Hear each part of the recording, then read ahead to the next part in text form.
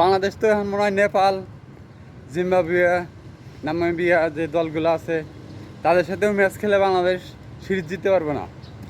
কারণ কিছুদিন আগে ওয়েস্ট ইন্ডিজ নেপালের কাছে সিরিজ হেরে বাংলাদেশে সফরে আসছে। সেই ওয়েস্ট ইন্ডিজে আবার কিন্তু বাংলাদেশকে ঘরে মেটে দিয়ে সিরিজ হারা গেল।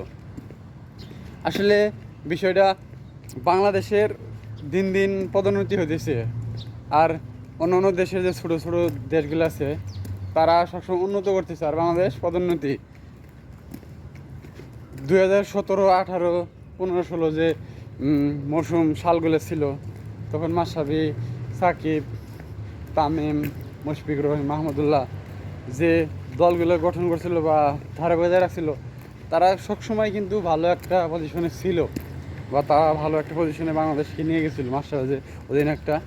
কিন্তু হঠাৎ করে রাজনীতির কারণে দেখা যায় অনেকগুলো প্লেয়ার একসাথে না খেলার কারণে কিন্তু বাংলাদেশের দলটা এখন বর্তমানে এই অবস্থা হয়েছে। আসলে একটা প্লেয়ারকে যখন অবসর দিবেন বা অবসরে যাবে, তাদের কিন্তু যোগ্য পাইপলাইন করে তারপরে অবসরে যাওয়া উচিত। সেটা বাংলাদেশে কিন্তু হয়নি। এমনি এমনি রাজনীতিতে অনেকে রাজনীতিতে চলে গেছে, অনেকে এমনিতে বাদ পড়ছে বা অনেকে বাদ দেওয়া হয়েছে। এই কারণে বাংলাদেশের কিন্তু যে ব্যাকআপ পাইপলাইন সেগুলো সেভাবে প্লেয়ার বানায়।